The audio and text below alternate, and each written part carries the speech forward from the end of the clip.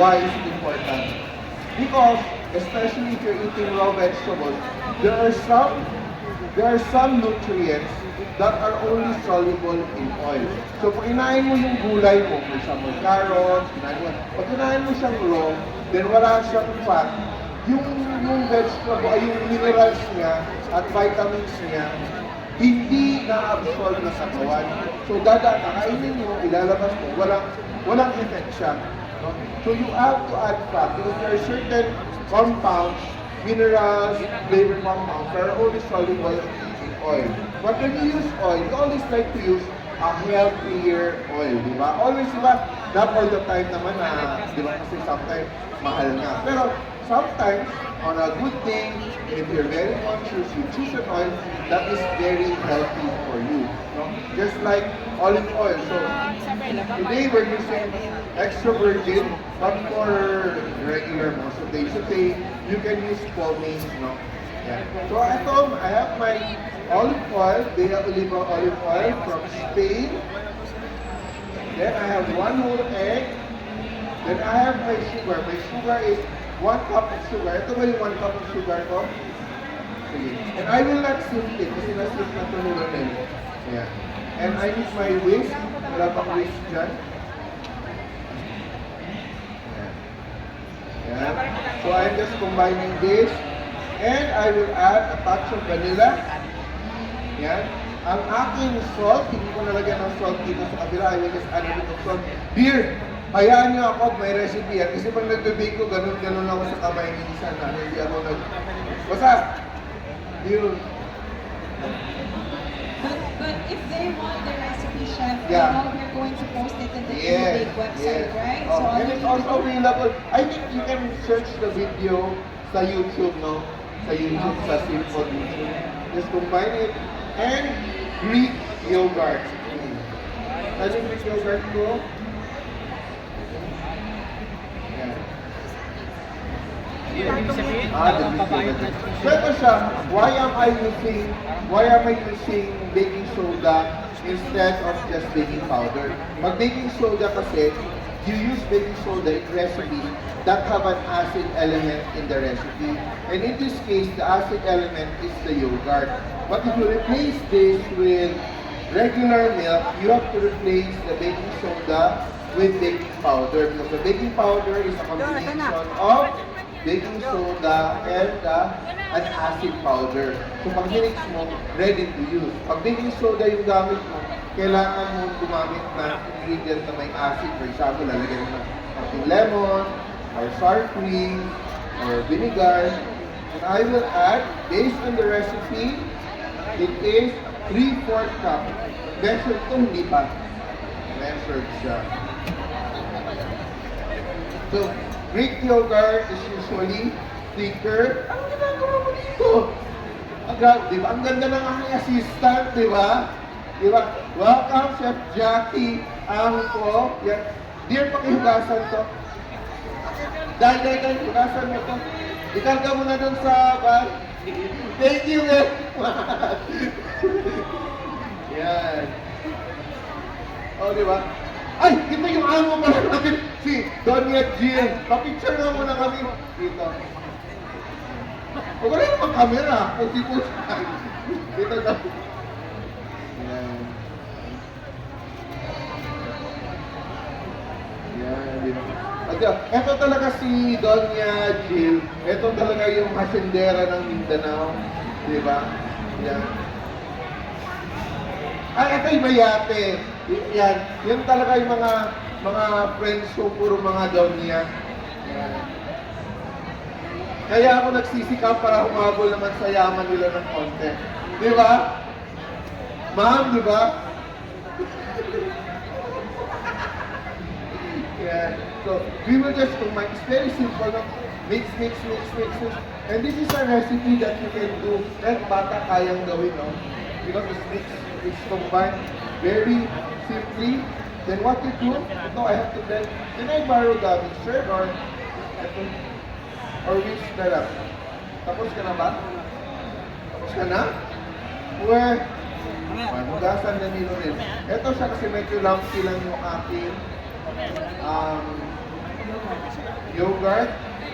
Yan. And also ito siya, because there is also a bit of almond flour dito. Hindi ka natatakot magtatapon. Diba if you're cooking with pure flour, when you mix it, nagiging tough. But because there's that almond flour, which does not have gluten, hindi siya masyadong worrisome na mag-lumps. Ito lang ito, may mix. Ito, mix ko na lang. And you don't even have a mixer, need a mixer for this. Yeah. So while I'm mixing this, I will just combine both of these mixtures together. This is very rich and very flavorful. I will just mix. Ganun lang. Mix lang. Parang gumagawa ka na ng pancake, no? Okay. Lagay ko sa likod. Yeah. Then after this, ang gagawin ko yung aking curd, no? So yung egg yolks natin, di ba gagawa tayo ng merang, which ginawa na ni Mr. Ronil. Gagawa din ako ng aking, ano bang kulang dito? Ronil will finish this now. And he will put it in our cupcake pans, no? Okay. Yan.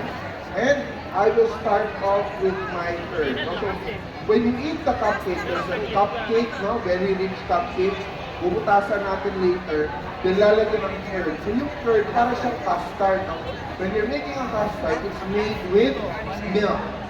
But in this case, we are not using milk. We are using a citrus juice, which is lemon. So, dito naman sa recipe ko, again, ang aking bonggang glasses para makita ko yung recipe. 6 egg yolks. Ito yung egg yolks ko. Tama? 6 egg yolks.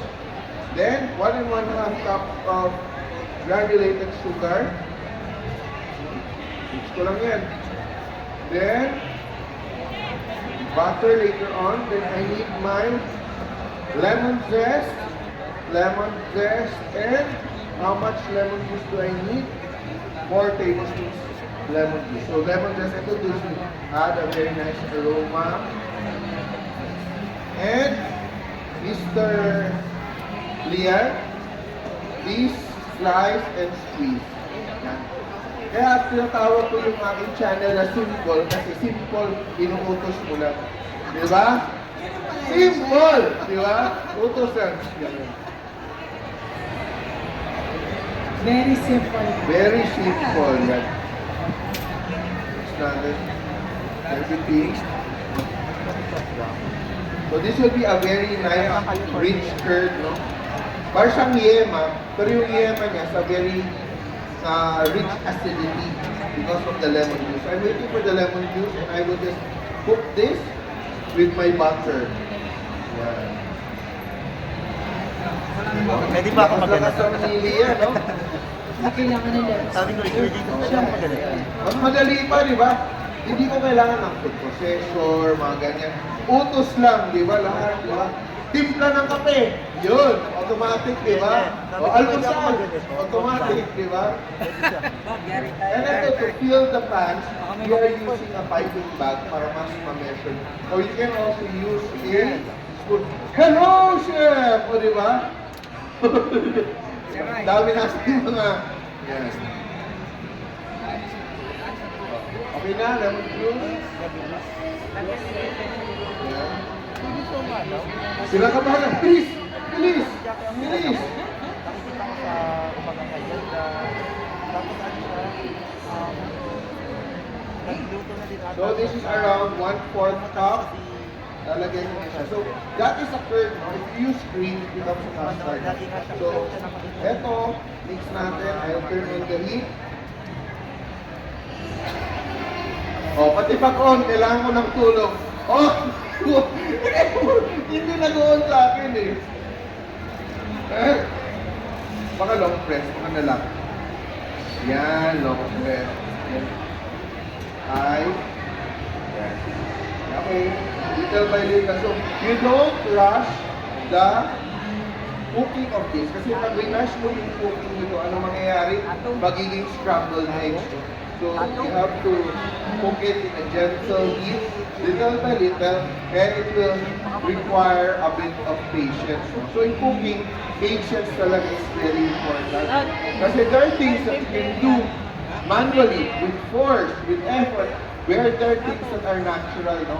That occur, that have a natural unfolding. So, yun talaga kailangan natin ng patience. Like for example, pag-curdle ng ating egg yolk.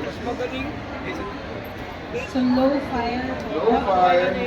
Pero hindi ko naman alam kung, kaya kailangan mo, alamin na when you're cooking, kailangan mo maging friend yung mga kasangkapan mo, no? Hello! Donya! Ang daming Donya in the house! Hello! Yeah. Oh, sige. Sige, I'll see you. Yan. Continuous stirring po yan. Continuous steering kasi ang worry mo dito kasi is masyadong mataas yung heat mo and hindi mo sinistir. Yung ilalim pwede ma-burn, di ba? Masusunog siya, masusport. Yung mangyayari, yung mga custard mo or curds mo, magkakaroon ng mga black fleck. Di ba maitim-itim or may buo-buo na undesirable. So we want it to be creamy and silky. Yeah, so you will see that my butter is melting slowly. Ito masarap to kasi it's very custardy, pero may, you can even add a little bit of lemon. Ito siya, you can add a little bit more lemon. Gusto mo mas maasim, no?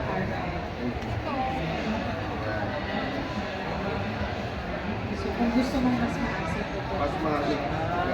And alam mo, pag Pinoy kasi ito gusto natin ng asin, di ba?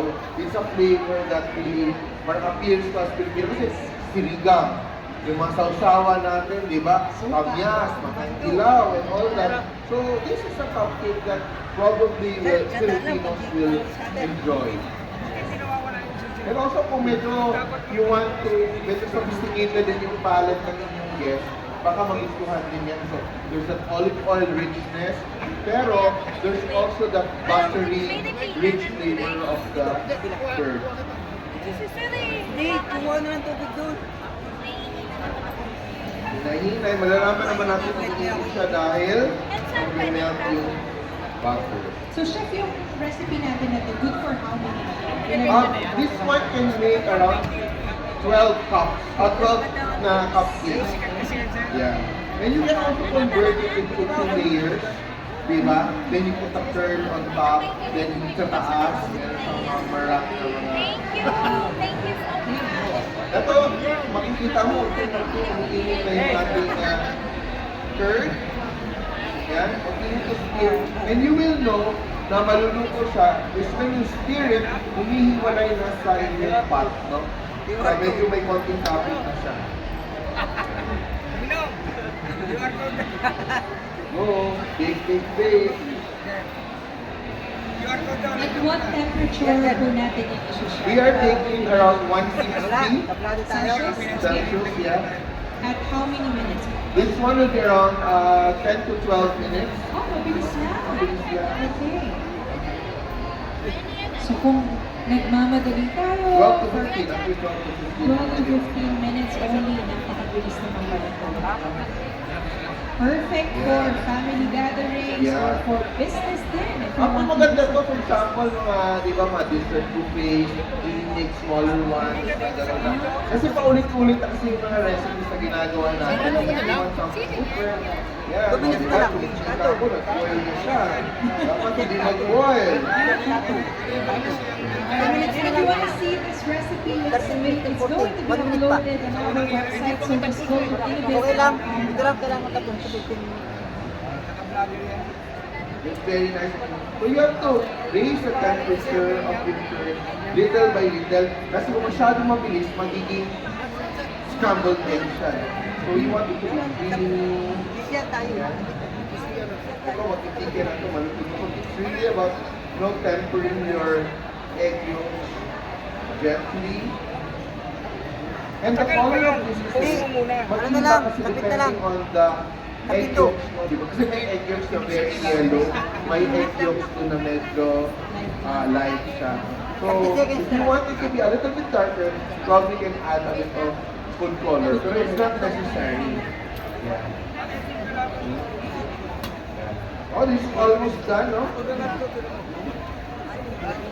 Chef, matitikman ba namin yun? Oh, meron kaming nakahanda na pwede matikman. Pero ito, lalagyan muna natin ang akapag-isip na ng tuloy nila. Yeah. But I will make the meringue. Meron ba tayong egg white to make the meringue? Just to show them. So this one is almost done. Ano ka mo, when you stir it, di ba? Tingnan nyo, when you stir it, di ba? Medyo nakikita mo yung ilalim kasi hindi siya bumabagsak agad.